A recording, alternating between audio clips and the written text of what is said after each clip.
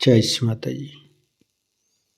परम पूज्य श्री माता जी, कृपा करके ये ध्यान और मेडिटेशन की मंच पर परम चैतन्य प्रदान कीजिए। हे देवी, हे आदिशक्ति माँ, कृपा करके आप पधारिए और सभी संतों को ध्यान और मेडिटेशन कराइए। परम पूज्य श्री माता जी, आपके श्री चरण कमल पर कोटि कोटि नमन।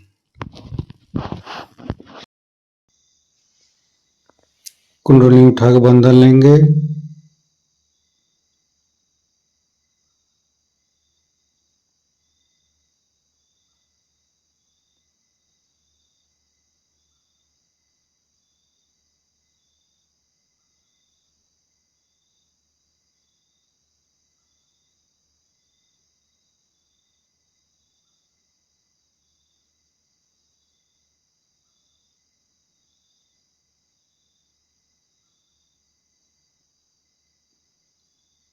तीनों महामंत्र। ओम तमेव साक्षात् श्री महालक्ष्मी महासरस्वती महाकाली त्रिगुणात्मिका कुंडली साक्षात् श्री आदिशक्ति माता जी श्री निर्मला देवी नमो नमः। ओम तमेव साक्षात् श्री कल्की साक्षात् श्री आदिशक्ति माता जी श्री निर्मला देवी नमो नमः। ओम तमेव साक्षात् श्री कल्की साक्षात् श्री सहस्रार स्वामिनी मोक्ष प्रदायिनी माता जी श्री निर्मला देवी नमो नमः। गणेश मंत्र। ओम तमेव साक्षात् श्री गणेश साक्षात् श्री आदिशक्ति माता जी श्री निर्मला देवी नमो नमः। दोनों हाथ श्री माता जी की तरफ। कुछ भी नहीं सोचेंगे। मन के अंदर समस्त चिंता को परम पूज्य श्री माता जी की श्री चरण पर समर्पित करेंगे। परम पूज्य श्री माता जी, हमारे हृदय को सच कीजिए। सच हृदय कमलासन पर आपके श्री चरण की पूजा होने दीजिए माँ।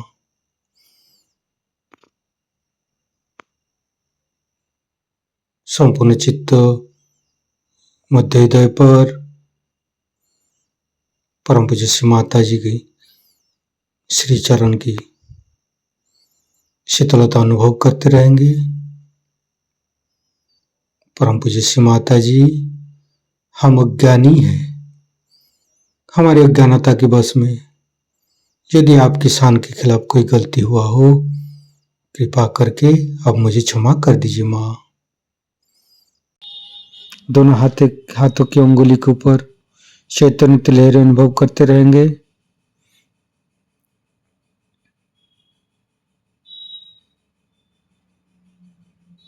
फिर धीरे धीरे चित्त को तीनों मूलाधार पर लेके आएंगे।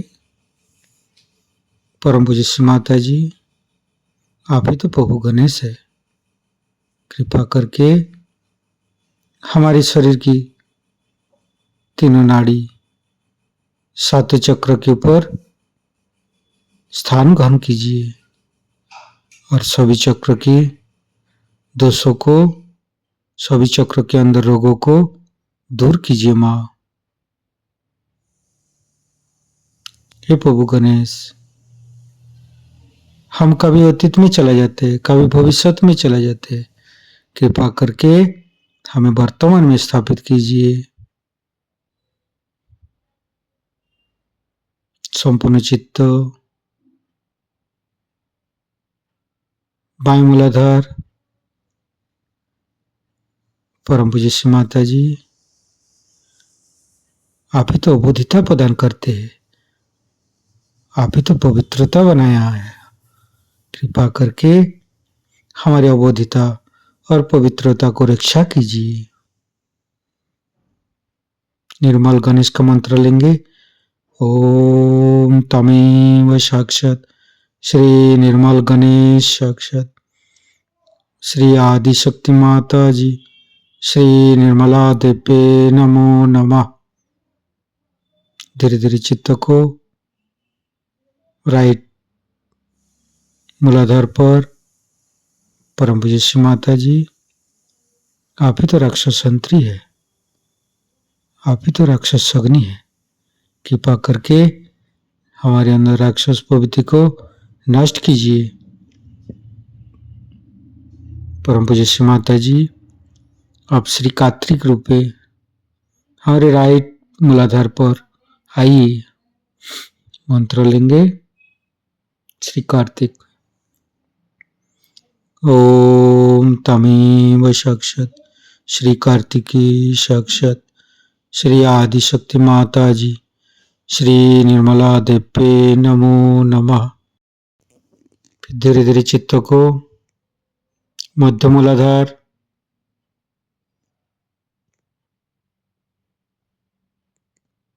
ओम गंग गणपते नमः 4 बार करेंगे। ओम गंग गणपते नमः, ओम गंग गणपते नमः, ओम गंग गणपते नमः, ओम गंग गणपते नमः। साक्षात श्री आदिशक्ति माता जी श्री निर्मला देवे नमो नमः। परम पूज्य श्री माता जी, गौरी माता के रूप में हमारे मध्य मूलाधार में आइए और समस्त दोषों को दूर कीजिए। परम पूज्य श्री माता जी, हमारे ऊपर दया कीजिए, कृपा कीजिए, हमारी क्षमा को स्वीकार कीजिए माँ।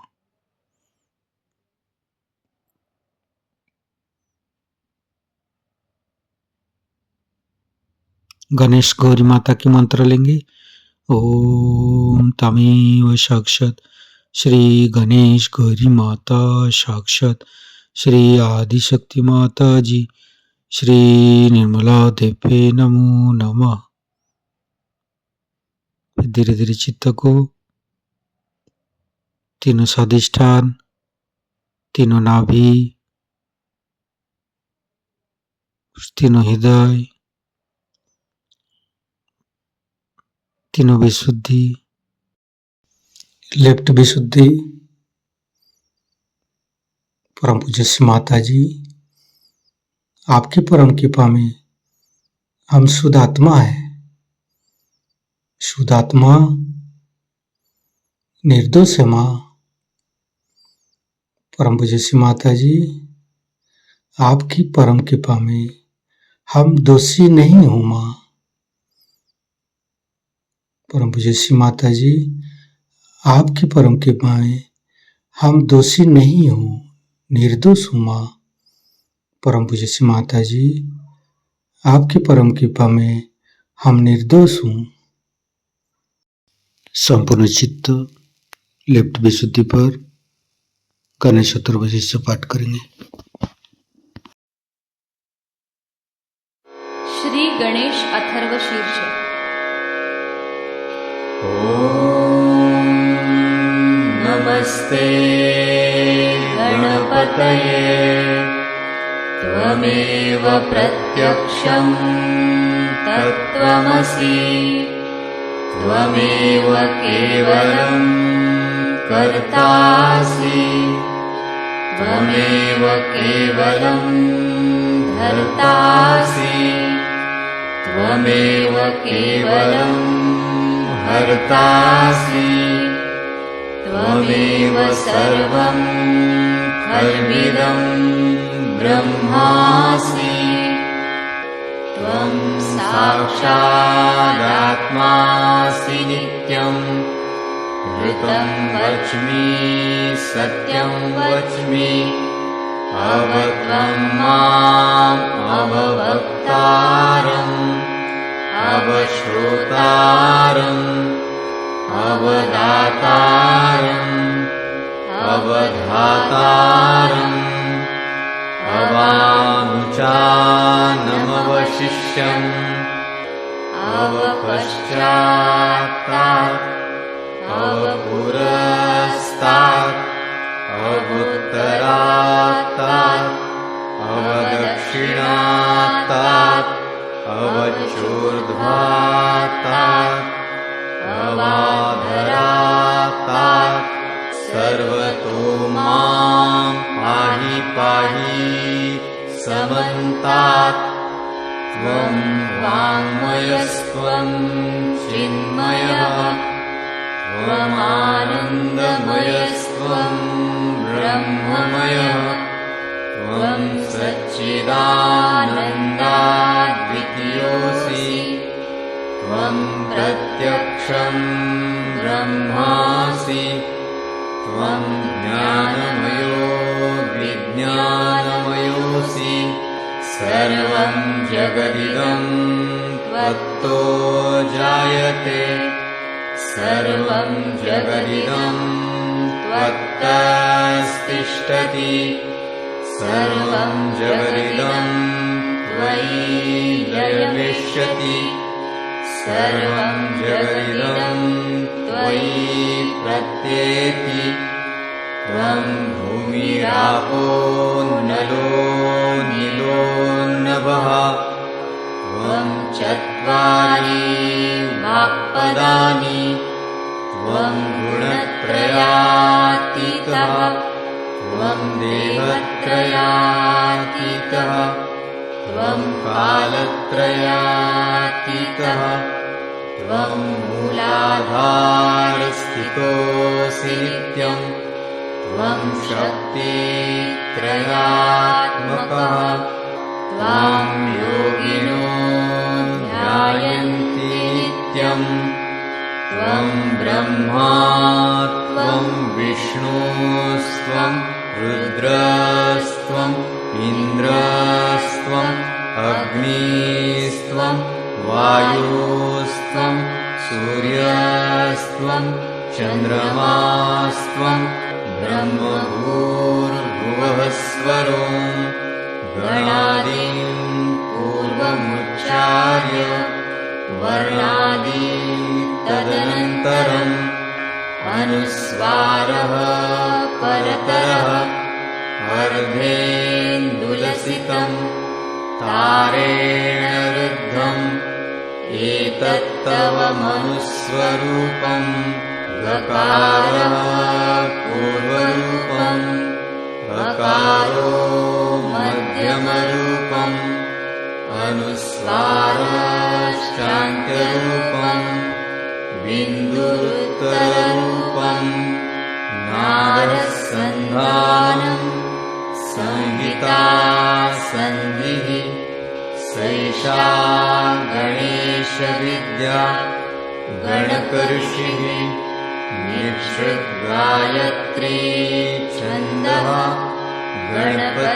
गणपतिर्देवता ॐ गं गणपतये नमः एकदन्ताय विद्महे वक्रतुण्डाय धीमहि तन्नो दन्ती प्रचोदयात् एकदन्तं चतुर्हस्तं पाशमङ्कुशधारिणं रदं च वरदं हस्तैर्बिभ्राणं मूषकध्वजम् रक्तं लम्बोदरं शूर्पकर्णकम् रक्तवाससं रक्तगन्धानुलिप्ताङ्गं रक्तपुष्पैः सुपूजितं भक्तानुकम्पिनं देवं जगत्कारणम् अच्युतम् आविर्भूतं च सृष्ट्यादौ प्रकृतेः पुरुषात् परम् एवं ध्यायति यो नित्यं स योगी योगिनां वरः नमो व्रातपतये नमो गणपतये नमः प्रमथपतये नमस्ते लम्बोदरायैकदन्ताय विघ्ननाशिने शिवसुताय श्रीवरदमूर्तये नमो नमः साक्षात् श्री आदिशक्ति माताजी श्री निर्मला देव्यै नमो नमः। फिर धीरे धीरे चित्त को राइट विशुद्धि, श्री माता जी हमारी वाणी की माधुर्य आप ही है माँ, आप ही तो हमें वाणी की माधुर्य प्रदान करते हैं माँ। कृपा करके हमारी राइट विशुद्धि पर माँ जसोदा और विट्ठल रुक्मणी रूप में आइए। धीरे धीरे चित्त को मध्य विशुद्धि, परम पूज्य श्री माता जी आप ही तो राधा कृष्ण है, कृपा करके हमारे गला पर आइए। समस्त दोषों को, समस्त रोगों को दूर कीजिए माँ। संपूर्ण चित्त बुद्ध विशुद्धि पर रखेंगे। धीरे धीरे चित्त को प्राणाग्र, वैकाग्र, शास्त्रार, परम पूज्य श्री माता जी हमारे अंदर अहंकार, पति अहंकार को दूर करके हमारी ब्रह्मानंद को खोल दीजिए माँ। हमारी शास्त्रार पर विराजमान होइए माँ। शास्त्रार के साथ एक एक चक्र को जोड़ेंगे। लेफ्ट विशुद्धि, राइट विशुद्धि, मध्य विशुद्धि। माता जी हमें निर्विचारिता सिद्धि प्रदान कीजिए। दोनों हाथों पर, सहस्त्रार पर परम चैतन्य का अनुभव करते हुए निर्विचारिता का मंत्र लेंगे। ओम तमेव साक्षात श्री निर्विचारिता साक्षात श्री आदिशक्ति माता जी श्री निर्मला देवे नमो नमः। परम पूज्य श्री माता जी हमारे ऊपर ऐसी कृपा कीजिए ताकि हम आपकी वाणी को शास्त्रार से सुन सकूं। संपूर्ण चित्त शास्त्रार पर परम पूज्य श्री माता जी का अमृत वाणी हम शास्त्रार से ग्रहण करेंगे। सत्य को जानने का मतलब ये होता है कि आप उस चीज को जाने जो सब चीजों का सार और तत्व है।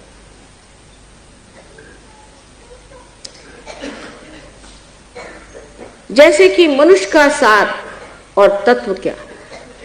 उसका सार और तत्व उसका आत्मा है। उस आत्मा को जानते ही आपका जो ज्ञान है वो अज्ञान सा लगता है और ज्ञान चीज आप अपनी नसों पर, अपने सेंट्रल नर्वस सिस्टम पे जानते।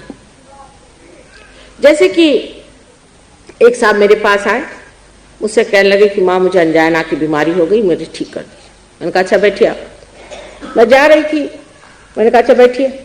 उनकी कुंडलिनी जागृत की, उनको बड़ा दर्द सा उठा थोड़ा सा। उसका अच्छा ठीक हो गया, आप हम जा रहे हैं।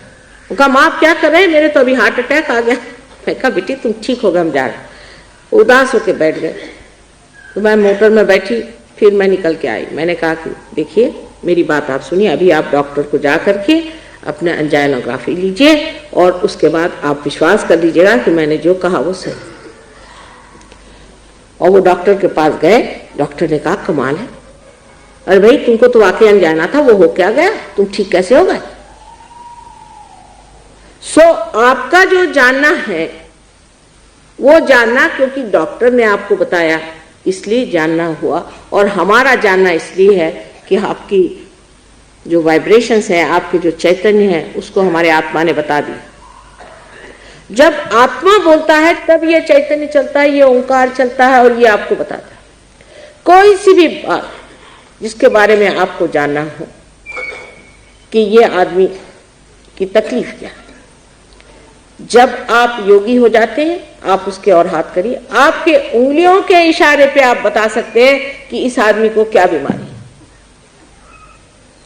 और जब वो बीमारी आपको पता है, अगर आप जानते हैं कि उस बीमारी के कारण से परे, जिसे कॉज एंड इफेक्ट कहते हैं, उससे परे आपको उठना अगर आ गया तो आपने उनकी बीमारी ठीक कर दी। और उससे परे उठाना बहुत ही आसान है, उसको कुंडलिनी पर डाल दीजिए। कुंडलिनी जो है ये कॉज और इफेक्ट से परे है। अगर आपने उसको कुंडलिनी पर डालकर उसकी कुंडलिनी उठा दी, खत्म, काम खत्म, वो सब तबीयत ठीक हो गई उसकी। कभी कभी कुंडलिनी का जागरण और उसका बिठाना थोड़ा मुश्किल जाता है, वो दूसरी बात, पर अगर वो हो गया तो काम खत्म, फिर आपको आगे कुछ करने की जरूरत नहीं। जो इतनी बड़ी बड़ी कठिन समस्याएं हम लोग सोचते हैं और सोचते हैं कि इसमें इसका कारण ये है और इस वजह से परिणाम ये है और इस कारण परिणाम को ठीक करने से सब चीज ठीक हो जाएगी, कभी भी वो चीज नहीं ठीक होने वाली। मैंने आपसे पहले बताया कि एक चीज ठीक करिएगा तो दूसरी खराब हो जाएगी। उससे परे जो परमात्मा का साम्राज्य है, जो सहस्त्रार में विराजता है, उस साम्राज्य में आप आइए, आपका आगमन हो, आपका स्वागत हो, नमस्कार करके आप अंदर आइए। और जब वहां आप बैठे हुए हैं तो किसकी मजाल है जो आपकी ओर आंख टेढ़ी करके देखे। मराठी में रामदास स्वामी ने कहा है, समर्थाची याव कृपा है, असा सर्व भूमंडळी कोण आहे। जिसने समर्थ की ओर आंख तिरछी करके देखी, ऐसे सारे भूमंडल में कोई नहीं। लेकिन पहली चीज यह है कि आप क्या परमात्मा के साम्राज्य में आए हैं या नहीं, फिर आने के बाद वहां जमे हैं या नहीं। जमने की बात बहुत बड़ी सोचने की। तो सत जो है, जिसे हम सत कहते हैं, वो सत हमें अपने सेंट्रल नर्वस सिस्टम से जाना जाता है। कोई कहेगा कि मां यहाँ पर ये फूल बिछे हुए हैं, ये हम अपनी आंख से देख रहे हैं ना, ये आंख हमारी जो है, ये हमारी सेंट्रल नर्वस सिस्टम बता रही है कि ये यहाँ फूल रखे हुए हैं। फिर हम जब महसूस भी करें तो हम कह सकते हैं यहाँ फूल है, क्योंकि हम इसे महसूस कर सकते हैं। इसकी जानी जिसे कहते हैं, इसको जानना जो है, यही ज्ञान है, यही वेद है, जिससे विद होता है, जिससे बोध होता है। जो हमारे सेंट्रल नर्वस सिस्टम में जाना जाता है, यही हमारे उत्क्रांति का लक्षण है। और बाकी जो कुछ जाना है वो दिमागी जमा खर्च है या तो भावना की फिक्र। इसलिए जब कुंडलिनी जा करके सहस्त्रार को प्रकाशित कर देती है तो हम सब ज्ञान के अधिकारी हो जाते। आप सोचिए कि जब हमारे यहाँ ये संत साधु हुए थे, तब यहाँ न यूनिवर्सिटी थी, न कॉलेज था, न कुछ था, लेकिन ज्ञान के भंडार थे, दृष्टा थे। एक से एक लोग इस संसार में हो गए। लंदन में एक विलियम ब्लेक करके बहुत बड़े कवि हो गए हैं। अगर आप उनका भविष्य पढ़ें तो आश्चर्यचकित हो जाएंगे कि वो एक एक चीज को, सहज योग के बारे में उन्होंने इतने साफ तरीके से लिखा है कि बड़ा आश्चर्य होता है। ऐसे दृष्टा मार्कंडेय जैसे लोग अपने इस देश में हो गए तो आप लोग क्यों नहीं हो सकते? शुरुआत में जरूर एक ही मछली पानी से बाहर निकली थी, उसके बाद 10-12 निकली होंगी, फिर 1,000 निकली हो, फिर उसके बाद न जाने कितनी मछलियां उससे निकल करके आज मानव स्थिति में बैठी हुई। उसी प्रकार अनेक वर्षों से हम लोगों ने तपस्या की हुई है, परमात्मा से योग मांगा है, मेहनत की है, और आज सर्वसाधारण मनुष्य बन करके संसार में आए हैं, और आज उसको प्राप्त करने की जो आपकी इच्छा है, ये आपका हक, ये आपका हक, और वो आपका हक पूरा होना होगा। जो साधु संतों ने कहा है, जो इन अवतरणों ने कहा है, वो सब सच करके दिखाना होगा।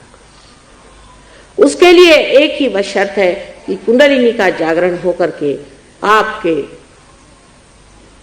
अंदर वो प्रकाश जागृत हो जो कि आपके नस नस में बहे, और आप जाने कि आप योगी जन हो गए।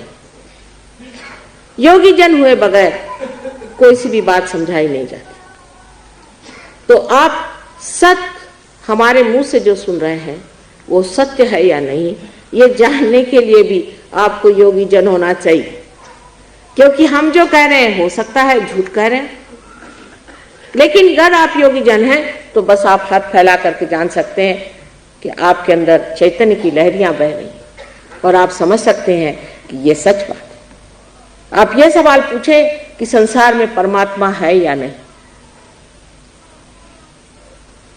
परमात्मा है, इसलिए आपके अंदर चैतन्य की लहरियां बहना शुरू। पर अगर किसी दुष्ट आदमी के लिए आप पूछे कि ये आदमी अच्छा है या बुरा है, तो हो सकता है कि ये तो पूरे चैतन्य बंद हो जाए, शायद आपको गर्मी आ जाए, शायद एक आध ब्लिस्टर भी आ जाए। लेकिन राक्षस को और संतों को पहचानने के लिए और भी बहुत से तरीके हैं। बुद्धि से भी मनुष्य समझ सकता है, बुद्धि से भी समझ सकता है कि जिस आदमी की दृष्टि आपके पैसे पर है, आपकी सत्ता पर है, आपके घर के बच्चे बीवियों पर है, वो आदमी कभी भी संत नहीं हो सकता। संतों के लक्षण बार बार कहे गए तो भी हम गलती कर जाते।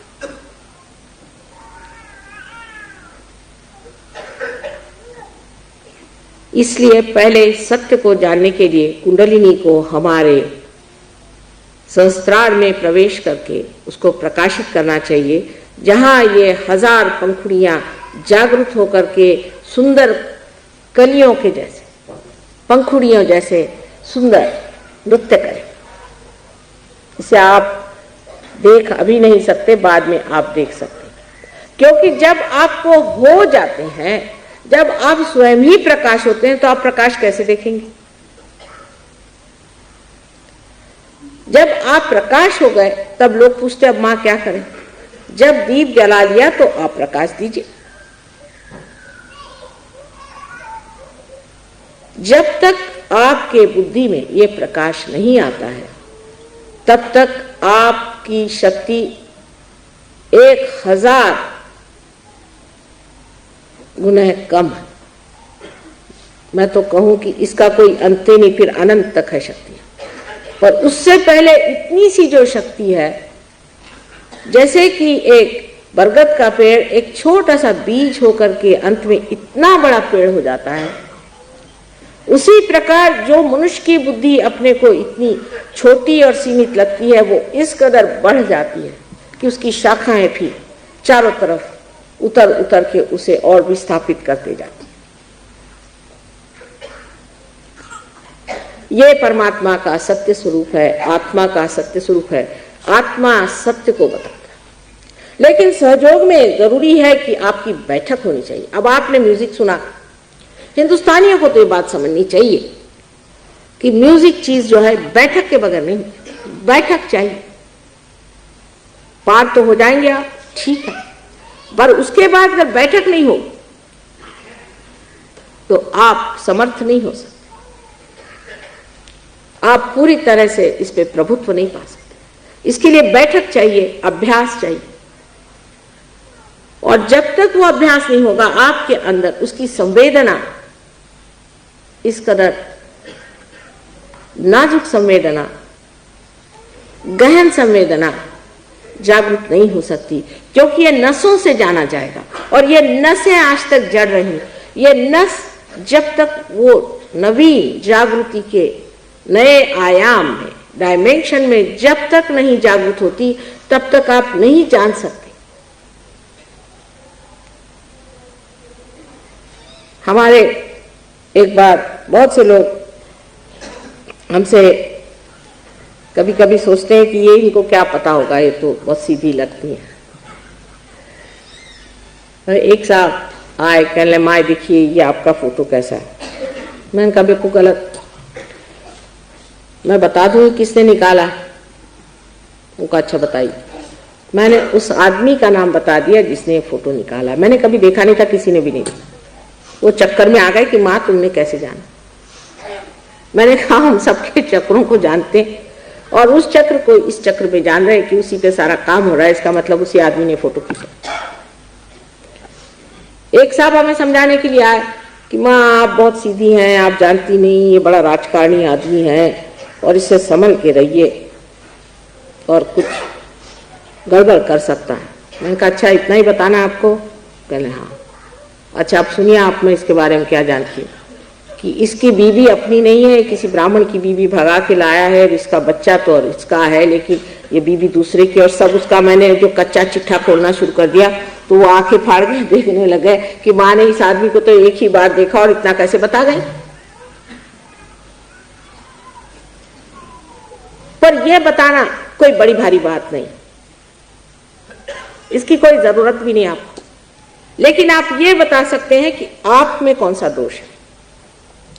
और जब आप सत्य हो जाते हैं तो असत्य से आप अलग हो जाते हैं। जैसे कि इस कपड़े पर अगर कुछ दाग लगा है और उस वक्त प्रकाश आ गया तो मैं इससे अलग सोचती हूँ कि इसे कैसे साफ कर दिया जाए। इसी प्रकार आप अपने से अलग हट करके जानते हैं कि ये असत्य, ये हम नहीं ले सकते। जैसे आज एक साहब आए, कहले माँ मेरा आज्ञा चक्र आप ठीक कर दीजिए। मतलब क्या कि मुझे अहंकार हो गया, इसे आप निकाल दीजिए। अगर किसी आदमी को कह दीजिए कि आपको अहंकार है तो वो मार बैठेगा आपको। लेकिन जिस वक्त आज्ञा चक्र में दर्द होने लग जाता है तो खुद ही कहते माँ मेरा आज्ञा जरा कृपया आप ठीक कर दीजिए, इस आज्ञा से मैं परेशान हूं। क्योंकि जो चीज आपकी दूषित है वो इशारा ही नहीं करती, कभी कभी दुखती भी है, कभी कभी बताती भी है, जताती भी है, और आपके उंगलियों पे आप जानते हैं कि आपको क्या शिकायत है और आपको शिकायत से एकाकार नहीं। हम लोग योग प्राप्त होने से पहले एकाकार होते। कोई आदमी है, जैसे एक किस्सा है, आप लोग बहुत सीरियस हैं, इतनी सीरियसनेस की कोई जरूरत नहीं, हल्की तबीयत से प्रसन्न चित्त बैठा। परमात्मा का विषय सीरियस नहीं है, गंभीर है, लेकिन सीरियस नहीं, प्रसन्न चित्त होकर बैठे। इसीलिए मैं आपको कल जरा हंसा रही थी, प्रसन्न चित्त हुए बगैर कुंडलिनी चढ़ने वाली नहीं है। प्रसन्न चित्त बैठे। तो एक साहब गए मिनिस्टर साहब से मिलने, तो वहां एक साहब बैठे हुए थे, तो वो खूब कूद रहे थे। इनके समझ में नहीं आया। इनका साहब मतलब क्या, आपको हो क्या गया? कल आपको पता नहीं मैं पिए हूं? का अच्छा मुझे नहीं पता था आप पिए हुए हैं, माफ कर दीजिए। ये जो हम अपने ऊपर चढ़ा लेते हैं कि किसी नौकरी में हो गए, किसी पोजीशन में हो गए, 2-4 पैसे इकट्ठे हो गए, उसका जो एक अभिमान, ये अभिमान नहीं, दुराभिमान, ये जो हमारे खोपड़ी पे लग जाता है, जिससे हम अजीब से होकर के पिए हुए घूमते हैं, ये छूट करके मनुष्य देखता है कि ये जो है ये बाह्य है। अपने बुद्धि का गुमान, अपने पढ़ने लिखने का गुमान, हर तरह के गुमान मनुष्य में चढ़ जाते। वो तो बात बात पे घोड़े पे बैठ जाता है, घोड़ा है नहीं, घोड़े पे बैठा है। ये सब इस तरह से छूट जाता है जैसे कि प्रकाश में अगर आपने हाथ में कोई सांप पकड़ा तो उसे आप फेंक देते हैं, उसी तरह से सब चीज फेंक जाती है, कहना नहीं पड़ता। लेकिन उसकी क्रिया क्या घटित होती है कि आज्ञा चक्र पे जब कुंडलिनी चढ़ती है और वहां की देवता जब जागृत होती है तो ये देवता हमारे दोनों ही ईगो और सुपर ईगो, जिसे कि मनस और अहंकार कहते हैं, दोनों को ही आपस में खींच ले, शोषित कर ले। और यहां पर ब्रह्मरंध्र में तालु की जगह ऐसी जगह बन जाती है कि कुंडलिनी खट से बाहर चली जाए। उस वक्त हमारे हाथ बोलते हैं, हाथ कहते हैं कि हाँ कुंडलिनी पार कर गई। जो लोग पार हो जाते हैं वही महसूस कर सकते हैं यहाँ की ठंडी हवा, और जो नहीं होते उनको मुश्किल होता है ठंडी हवा महसूस करना। उसके बाद जब आपके किसी चक्र में दोष हो, अगर आपके विशुद्धि चक्र में दोष हो या अगर आपके नाभि चक्र में दोष हो, तो इन उंगलियों पे आप जान सकते हैं कि कहां पर हमारा दोष है। उसके बारे में आप सत्य जान सकते हैं। आप संसार की सारी बातों को जान सकते हैं। यहां बैठे बैठे आपके कोई रिश्तेदार हो, कोई हो, उनके बारे में आप जान सकते हैं, देश के बारे में जान सकते हैं, देश के नेताओं के बारे में जान सकते हैं, इलेक्शन के बारे में जान सकते हैं, चाहे जो भी जानना चाहे आप सब कुछ जान सकते हैं। लेकिन योग हो जाने के बाद मनुष्य का मन इन सब चीजों से हट करके परमात्मा की ओर लग जाता है। वो इन चीजों में उसको मजा नहीं आता। जब आपने सबसे ऊंचा अमृत पी लिया, फिर किसी गंदगी का पानी पीना आप पसंद नहीं करते, वो चीज अच्छी नहीं, उसमें कोई मजा नहीं आता। सारी चीज जिसे कहते प्रायोरिटीज आपकी एकदम बदल करके आप दूसरे ही आदमी हो जाते हैं। क्योंकि जिस चीज में मजा आता है वही होता है। एक शराबी को देखिए, मैं तो ज्यादा नहीं जानती शराबियों के बारे में, लेकिन मैंने देखा है कि जब वो शराब पीता है तो बराबर शाम होते ही उसको याद आ जाती है, और फिर दुनिया में कुछ भी हो रहा हो सब छोड़ छाड़ करके वो बैठ जाते हैं अपना मसनद लगा के। और यही हाल एक योगी जन का है। जब मस्ती में आ गए तो एक तान वो उसी आनंद में डूबे रहते हैं, उसी शांति में समाये रहते हैं जो आत्मा की देन है। महाराष्ट्र के एक बड़े भारी कवि नामदेव, उनकी कविताएं ग्रंथ साहब ने, गुरु नानक साहब ने बड़े प्रेम से मराठी ही भाषा में लिखी। उसमें की एक कविता बहुत सुंदर है, जिसमें लिखा है कि एक छोटा बच्चा पतंग उड़ा रहा है। उसमें शब्द भी मराठी का है कि भरारी गगनात, माने ये कि जो आकाश में, भरारी को पता नहीं क्या शब्द होगा, कि जो आकाश में घूम रही है, और लड़का जो है वो खेल रहा है, वो सबसे बातचीत कर रहा है, हंस रहा है, लेकिन उसका चित्त पूरा उस पतंग की ओर है। यही योगी जन का किस्सा होता है कि सबसे बोलते रहेंगे लेकिन चित्त उसका आत्मा की ओर है। दूसरी उन्होंने जो कविता की पंक्ति है उसमें लिखा है कि औरतें हैं, पानी घड़े में लेकर जा रही हैं, 4-4 घघरियां सर पे रखी हुई हैं, जल्दी जल्दी जा रही हैं, और आपस में मजाक भी हो रहा है, हंसी भी हो रही, बातचीत भी हो रही है, लेकिन सारा चित्त उनका अपनी घघरी पर। और तीसरा उन्होंने कहा कि एक माँ है, अपने बच्चे को गोद में लेकर के सारा काम कर रही है, घर का सारा काम कर रही है, सारा संसार का वो काम कर रही है, लेकिन उसका चित्त पूरी समय अपने बच्चे पर। यही कुंडलिनी, इसका सारा चित्त आप पर लगाओ, सारा विचार इसका आपके ऊपर में, और इतनी उत्सुक और उत्कंठा से इंतजार कर रही है कि कब मेरा बेटा इस और आएगा जहां वो अपने पुनर्जन्म को प्राप्त करे। उसको और कोई दुनिया की चीज नहीं चाहिए। उसका जब तक ये कार्य पूर्ण नहीं होता तब तक ये शुद्ध इच्छा जो आपके अंदर सुप्तावस्था में है उसको चैन, वो ढूंढती फिरेगी, इधर जा उधर जा, जंगल में जा, पैसे में खोज, उसमें खोज, उसमें खोज।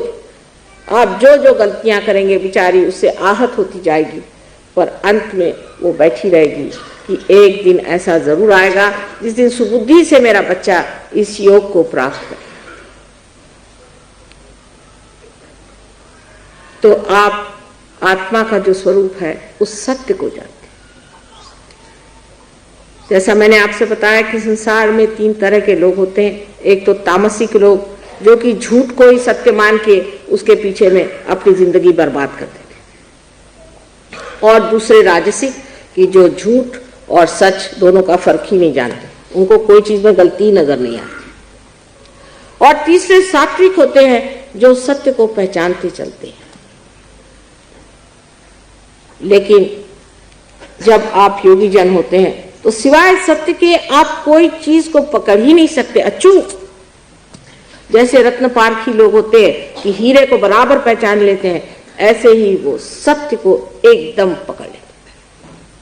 उदाहरण के लिए ईसा मसीह का देखिए कि जब मारी मगदलिनी एक बहुत निम्न स्तर की स्त्री थी, उसको लोगों ने पत्थर मारना शुरू किया, तब ईसा मसीह का इन औरतों से कोई संबंध बनता नहीं। तो जाके उसके सामने खड़े हो गए और कहा कि भाई तुमने से जिसने कोई पाप नहीं किया हो वो पत्थर मारे, वो भी मुझे। और सबके हाथ रुक गए, क्योंकि वो इस सत्य को जानते थे कि इस औरत ने जो भी गलती की है और जो भी इसने अपने जीवन का बुरा किया हुआ है वो सब परमात्मा क्षमा करने वाले हैं, वही शिक्षा देने वाले हैं, और हम मनुष्य उसको क्यों दोष लगा।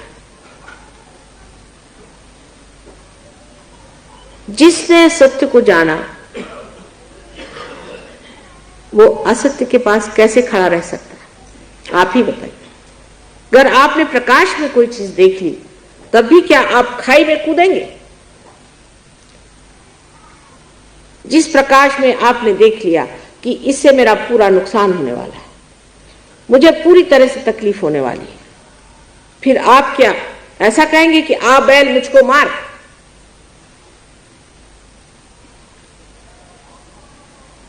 क्योंकि ये प्रकाश हमारे अंदर नहीं।